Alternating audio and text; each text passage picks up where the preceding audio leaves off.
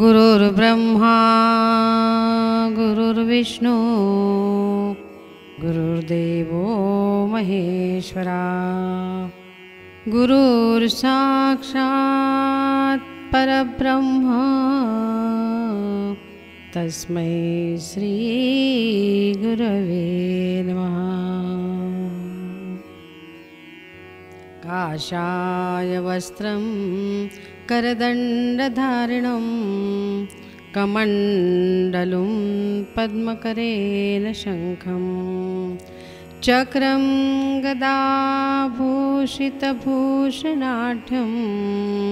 श्रीपादराजं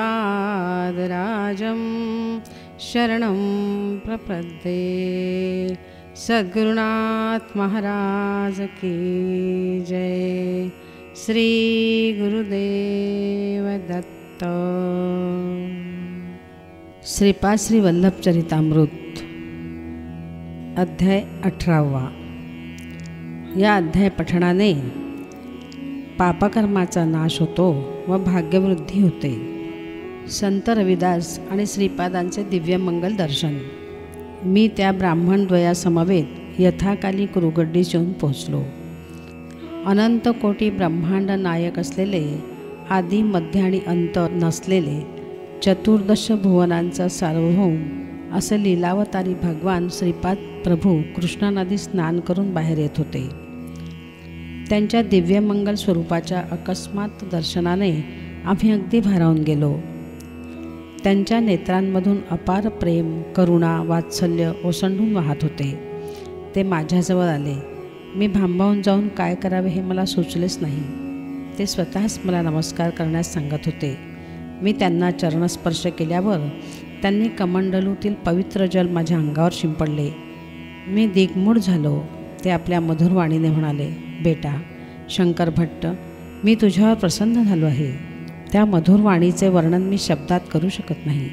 त्यांची वात्सल्यपूर्ण दृष्टी माझ्यावर पडली आणि मी कृतार्थ झालो। समस्त भूतलावरील आपल्या अनंत शक्तीने विराजमान असणाऱ्या श्रीपादांनी आपला वरदहस्त माझ्या शिरावर ठेवला। माझी कुंडलिनी शक्ती जागृत झाली आणि मला दिसणारी सारी दृश्यसृष्टी अंतर्धान पावल्यासारखी अनुभूती आली।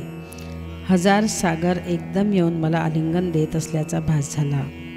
अनंत शक्तीचा विद्युत प्रवाह माझ्या नसानसांमधून वाहत गेल्यासारखा वाटून मोठा दाह झाला। माझे डोळे आपोआप मिटले गेले। नाडी आणि हृदयस्पंदन दोन्ही थोड्या वेळासाठी थांबले होते। माझे मन निर्विकार आणि निश्चल होऊन अनंत शून्यात हरवले।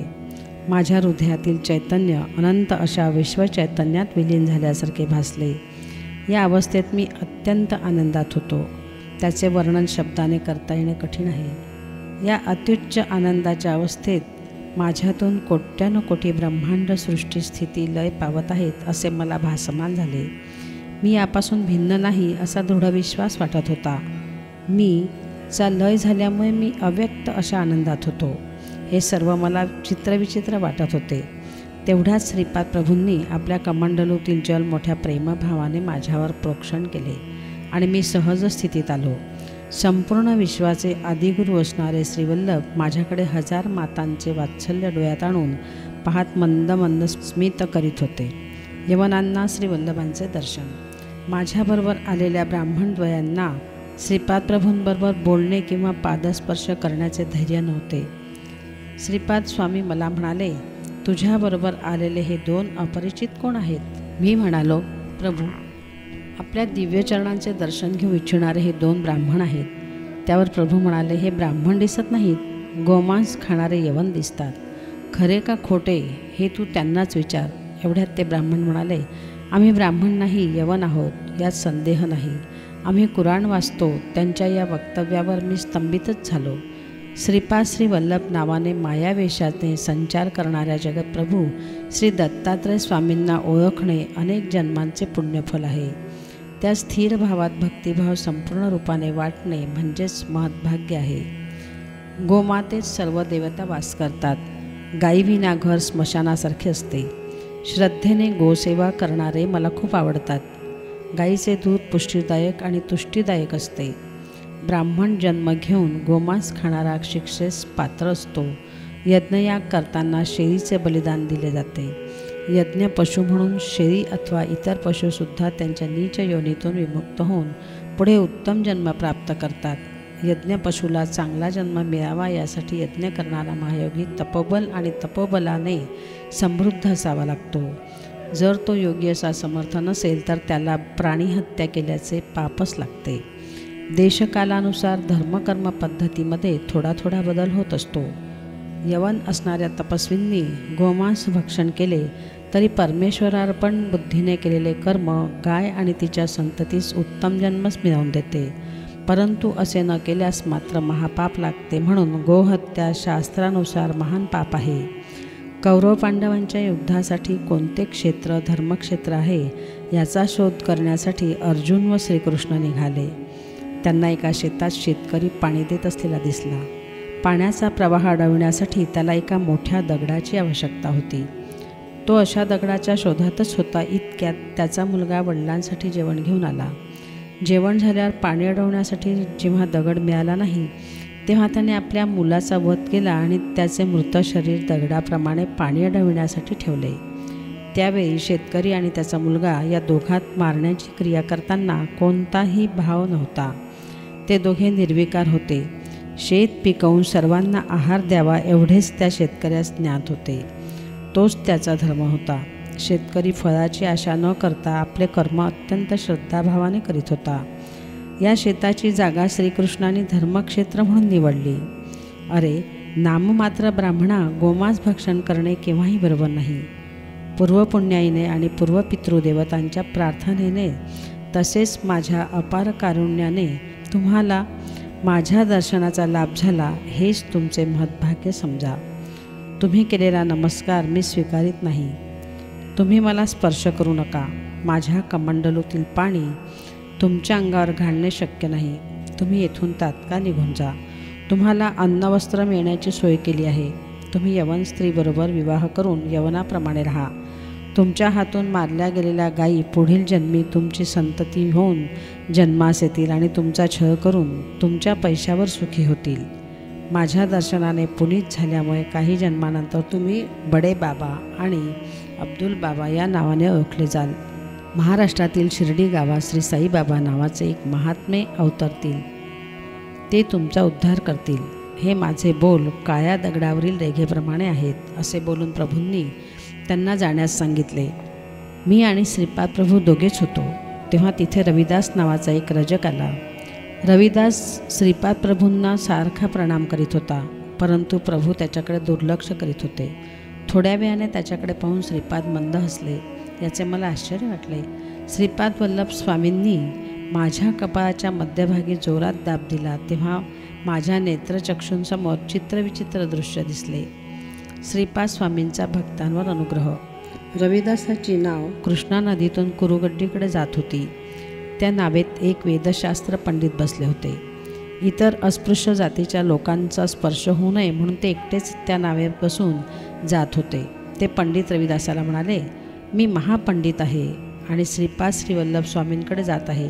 त्यांनी मला बोलावले आहे. तेच तुला नावेचे भाडे देतील. हे ऐकून रविदासाने होकार दिला. नाव मार्गाक्रमू लागली. बोलण्याच्या ओघात त्या पंडिताला कळले की रविदासाला पौराणिक ऐतिहासिक कथांची काहीच माहिती नाही. तो पंडित म्हणाला, अरे रविदासा, तुला पुराण आणि इतिहासाचे काहीच ज्ञान नाही, म्हणजे तू 3/4 जीवन व्यर्थ घालवले.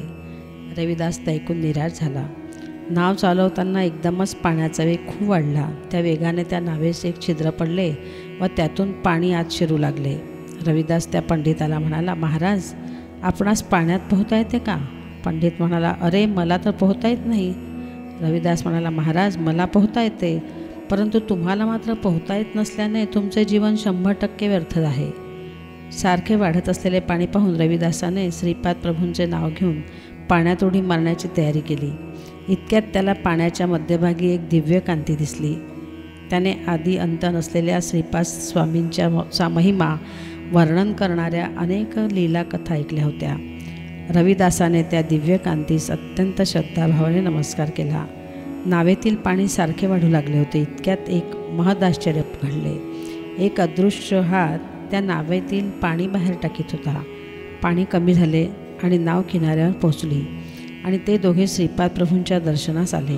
रविदास यापूर्वी प्रभूंच्या दर्शनास कधी आला नव्हता, परंतु आज जेव्हा त्याने स्वामींना नमस्कार केला तेव्हा त्यांनी प्रसन्न मुद्रेने मंद हास्य केले. त्या पंडिताकडे मात्र दुर्लक्ष केले. शास्त्र चर्चा करण्यासाठी आलेल्या त्या पंडिताच्या मुखातून एक शब्दही निघेना. श्रीपाद प्रभू पंडितास म्हणाले, अरे पंडिता, तुला अहंकारामय योग्य काय आणि अयोग्य काय ते कळेनासे झाले आहे. तू महापंडित असून सद्गुणांचा संचय करण्याऐवजी पापांचा साठाच करून ठेवलास.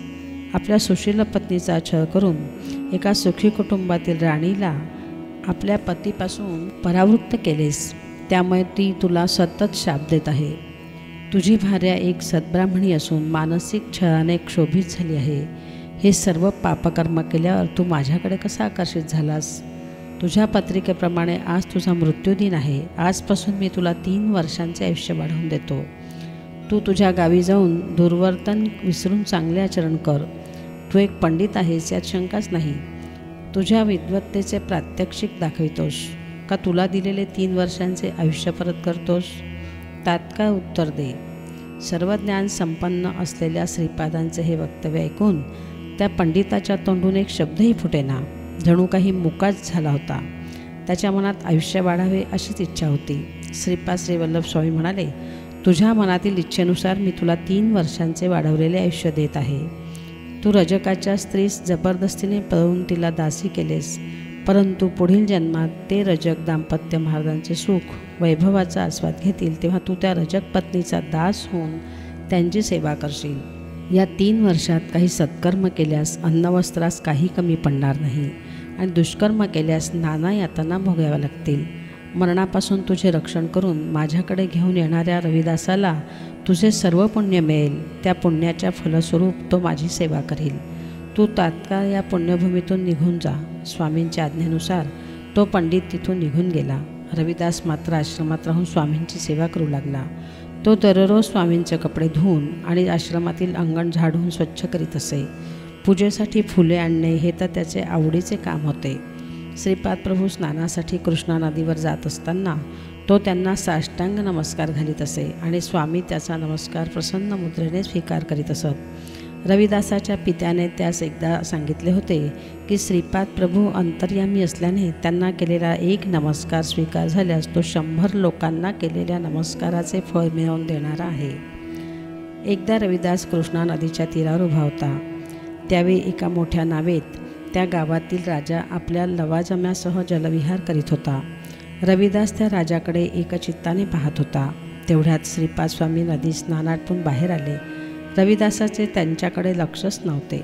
स्वामींनी त्यांच्या खांद्यावर हात ठेवून प्रेमाने विचारले, काय पाहत आहे श्री रजका? त्याच्या मधुर वाणीने रविदास एकदम गोंधळला व स्वतःला सावरीत त्याने स्वामींना साष्टांग नमस्कार घातला. स्वामी म्हणाले, त्या राजाच्या वैभवाकडे पाहत होतास ना? रविदासाने होकारार्थी मान हलविली. ते पुढे म्हणाले, तुला राजा होण्याची इच्छा आहे ना? तू पुढच्या जन्मी विदुरा नगरीचा सध्याचे बिदर राजा होशील. त्यावेळी मी नरसिंह सरस्वती रूपात तुला दर्शन देईल. तो रजक म्हणाला, प्रभू, मला राजा होण्याची इच्छा आहे, परंतु आपल्या चरणांची सेवा मला सदैव मिळावी. स्वामींनी रविदासाची ही इच्छा पूर्ण केली. तो मृत्यूनंतर यवनकुळात जन्मला आणि यथाकाली तो विदुरा नगरीचा राजा झाला. राजवैभव उपभोगून जीवनाच्या उतारवयामध्ये त्यास नरसिंह सरस्वती स्वामींचे दर्शन झाले. त्यांच्याच कृपेने त्यास पूर्वजन्माची आठवण झाली आणि तो नृसिंह सरस्वती स्वामींच्या चरणावर नतमस्तक झाला. त्याने स्वामींना आपल्या राजधानीत नेऊन मोठा सन्मान केला. खिरीने भरलेले अक्षय पात्र. आम्ही सर्वजण बसलो असताना एक तरुण ब्राह्मण तिथे आला. तो दुरून आला असल्याने त्याचे पाय धुळीने भरले होते. त्याचे नाव वल्लभेश्वर शर्मा असे होते. त्याचे गोत्र काश्यप होते आणि तो आपस्तंभ शाखेचा होता. श्रीपाद प्रभू पिठिकापुरमहून येणाऱ्या भक्तांना आपल्या आत्मीयांची सविस्तर माहिती त्यांचे क्षेमकुशल विचारित असत. हा सर्वज्ञानी असणाऱ्या श्रीपादांचा आवडता छंद होता. वल्लभेश्वर पिठिकापुरमहून आला होता. त्याला स्वामींनी आपल्या नातलगांचे स्नेहसंबंधितांचे क्षेमकुशल विचारले. माध्यान्नाची वेळ झाली होती. स्वामींचे शिष्य भिक्षा घेऊन आले होते. इतक्यात काहीतरी घेण्यासाठी स्वामींनी आपला दिव्य हात वर केला आणि एक चांदीचे पात्र हातात घेतले. त्यात खीर भरलेली होती. तिथे जमलेल्या शिष्यांना खीर वाटून दिली, परंतु ते भांडे खिरीने भरलेलेच राहिले. श्रीपाद प्रभूंनी शिष्यांनी आणलेली सर्व भिक्षा नदीच्या पाण्यातील जलचरांना देण्याचा आदेश दिला. त्यानुसार रविदास सर्व भिक्षांना घेऊन कृष्णेच्या तीरावर गेला. नदीतील जीवजंतूंना सुद्धा स्वामींचा प्रसाद मिळावा हा त्यांचा संकल्प होता. श्रीपाद श्री वल्लभ मला वल्लभेश्वराच्या जवळ बसण्यास सांगत होते, परंतु त्याच्याजवळ रविदास बसला होता. माझ्या बाजूस सुबण्णा शास्त्री नावाचा एक कानडी ब्राह्मण बसला होता. एक गरीब ब्राह्मण आपल्या मुलीच्या लग्नासंबंधी प्रभूंना विचारत होता. प्रभू म्हणाले, मी असताना तुम्हाला काळजी कशाची? जे लोक पापी असतात त्यांनाच भय असते. प्रभू पुढे म्हणाले, हा वल्लभेश्वर शर्मा तुझा जावई होण्यास अगदी योग्य आहे. सुबण्णा शास्त्री त्याला पौरोहित्य शिकवित आहेत. वल्लभेश्वराकडे वळून स्वामी म्हणाले, तुझ्या माता पितरांची अशी इच्छा आहे की त्यांना पिंडदान करावे. श्रद्धाभावाने आणि मंत्रोच्चारासह केलेले पिंडदान पितरांना पोचते. पितृदेवतांचा शाप घेणे चांगले नसते. गरुड पुराणातील मंत्र उच्चारल्यानंतरच विवाहाच्या मंत्राचे उच्चारण करावे असे शास्त्रवचन आहे. तसेच विवाह मांगल्यासाठी हळकुंड स्वीकारावे. आज तुम्हाला मिळालेला प्रसाद अत्यंत दुर्लभ आहे. पिठिकापुरममध्ये मल्लादी लोक, व्यंकटप्पा, श्रेष्ठी महाराज आणि वत्स महाराज नैवेद्यासाठी खीर घेऊन आले. तोच नैवेद्य तुम्हाला प्रसाद म्हणून दिला आहे. ब्रह्मराक्षस महापिशाच्याच्या बाधेने पीडित असलेल्या लोकांची बाधा या प्रसादाने तात्काळ निवृत्त होते. दारिद्र्य आणि दुःखाने पीडित असलेल्या लोकांना या प्रसादाचा स्वीकार केल्याने संपदा आणि अभिवृद्धी लाभते. हे दिव्य भाषण ऐकून माझ्या डोळ्यात अश्रू दाटून आले. सद्गदित झालेल्या कंठाने श्रीपाद स्वामी म्हणाले, या 3 वंशांशी माझा ऋणानुबंध कालातीत आहे. त्यांच्या वात्सल्य भक्तीने मी त्यांचा अंकित होतो. मला कुठेही जेवण्यास न मिळाल्यास मी सूक्ष्म रूपाने जाऊन तिथे यथेच्छ जेवण करतो. जे कोणी माझी वात्सल्यपूर्ण भावाने सेवा करतात त्यांच्या घरासमोर मी बाल्य स्वरूपात खेळत असतो. माझ्या पावलांचा सुमधुर आवाज माझ्या भक्तांच्या हृदयात प्रतिध्वनित होतो. रात्रीच्या वेळी कुरुगड्डी गावात माझ्या संमतीशिवाय कोणी राहू शकत नाही. यक्षिणी, ब्रह्मराक्षस, महापिशाच्य महाआरतीच्या वेळी आक्रोश करतात. मी त्यांची त्या पिशाच्य योनीतून सुटका करून नवीन देह प्राप्त करून देतो. देवता, गंधर्व, यक्ष, अदृश्य शक्ती यांसारखे उच्च पदास पोहोचलेले जीव माझ्या दर्शनास येतात. महासिद्ध, महायोगी, तपस्वी, महापुरुष माझे दर्शन, स्पर्श व संभाषणाचे भाग्य प्राप्त व्हावे अशी इच्छा मनात धरून अनेक कष्ट झेलून माझ्याकडे येतात. तुम्ही आनंदाने नामरूपाला ओलांडून पुढे जाल, ही श्रीपाद प्रभूंची अनुल्लंघनीय आज्ञा होती. आम्ही शेजारी असलेल्या गावी जाऊन पोहोचलो. त्या कन्येचा पिता स्वतःच्या घरासमोर वधूवरांना बसवून सुब्रह्मण्यम शास्त्रींकडून मंत्र म्हणून घेत होता. शास्त्रींना विवाह संस्काराचे मंत्र येत होते, परंतु नांदी श्राद्धाच्या संस्काराच्या मंत्राची माहिती त्यांना नव्हती. श्रीपादाचे ध्यान करून सुबण्णा ब्राह्मणांच्या स्थानी बसले. त्यांच्या मुखातून आपोआप मंत्रोच्चारण होऊ लागले. त्याचे त्यांना स्वतःलाच आश्चर्य वाटले. याप्रमाणे सर्व मंत्रोच्चारण झाल्यावर त्या वधूवरांचा विवाह संपन्न झाला. कन्येचा पिता निर्धन व होणारा पती गरीब असल्याने त्याने मंगळसूत्राऐवजी हळकुंड दोऱ्याने बांधून वधूच्या गळ्यात घातले. विवाहासाठी आलेले ब्राह्मण विवाह संप्रदायानुसार न झाल्याने निंदा करीत लग्न मंडपातून निघून गेले. वल्लभेश्वराला आईवडील नव्हते. मुलीचे आईवडील, पुरोहित आणि मी असे 5 लोकच लग्नास उपस्थित होते. विवाहानंतर नवदाम्पत्यासह आम्ही श्रीपाद स्वामींच्या दर्शनासाठी गेलो. श्रीपाद स्वामींनी आम्हाला आशीर्वाद देऊन आनंद व्यक्त केला आणि आम्हास त्यांच्या समवेत थोडा वेळ ध्यानधारणा करण्याची अनुज्ञा केली. मी ध्यानात बसताच माझ्या डोळ्यासमोर वल्लभेश्वराच्या भविष्यात घडणाऱ्या घटनेचे एक एक चित्र येऊ लागले.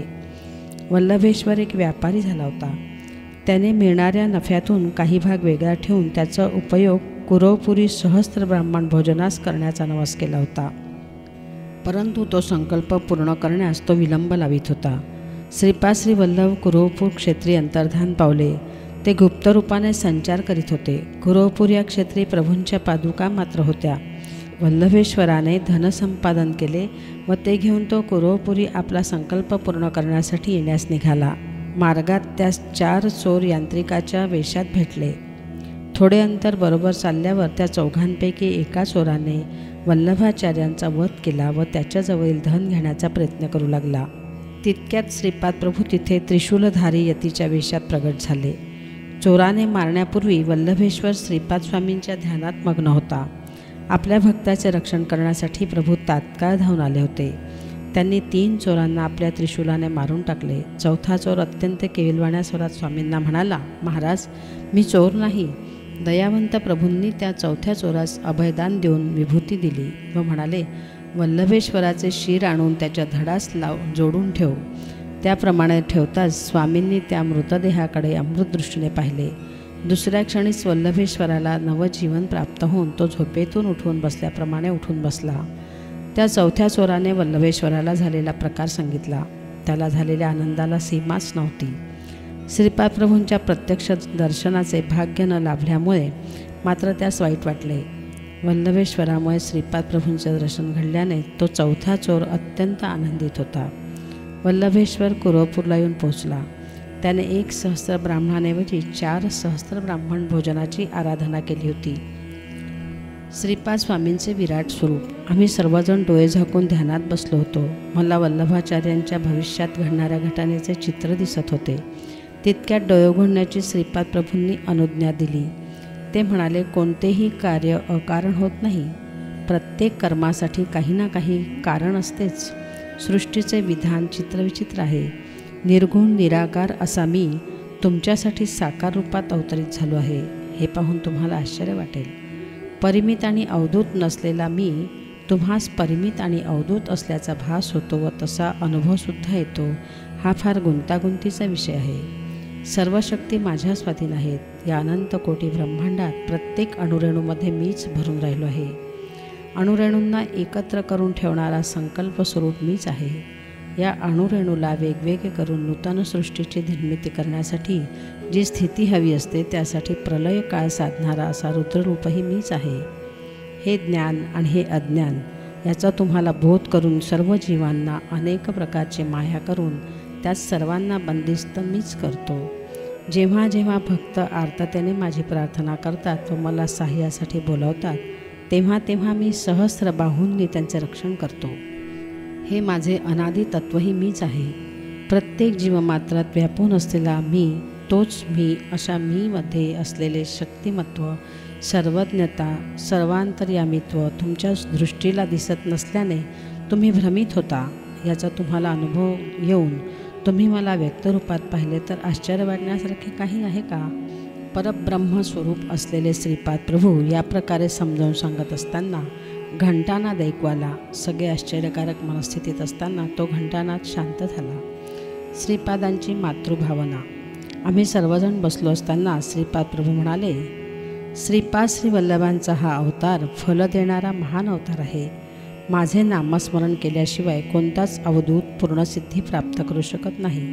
तसेच महान योगीसुद्धा सिद्धी प्राप्त करण्यासाठी माझे नामस्मरण करतात. हे वल्लभेशा, तुझे आईवडील लवकरच निवर्तले आणि तुझ्या नातेवाईकांनी तुला दुर्मार्गाला लावून तुझी सर्व संपत्ती हिरावून घेऊन तुला भिकारी केले हे आम्हाला ज्ञात आहे. त्या नातेवाईकांची मुलेसुद्धा तुझ्याशी वैरभावाने वागतात हे आम्ही जाणतो. तुझे ते दुष्ट नातेवाईक पुढील जन्मात चोर बनले. तू धन घेऊन कुरुगड्डीस येत असताना त्या चोरांनी तुझे धन लुटून तुला मारून टाकले. तू आमचे स्मरण करताच आम्ही तिथे प्रगट होऊन आमच्या त्रिशूलाने 3 चोरांचा वध केला.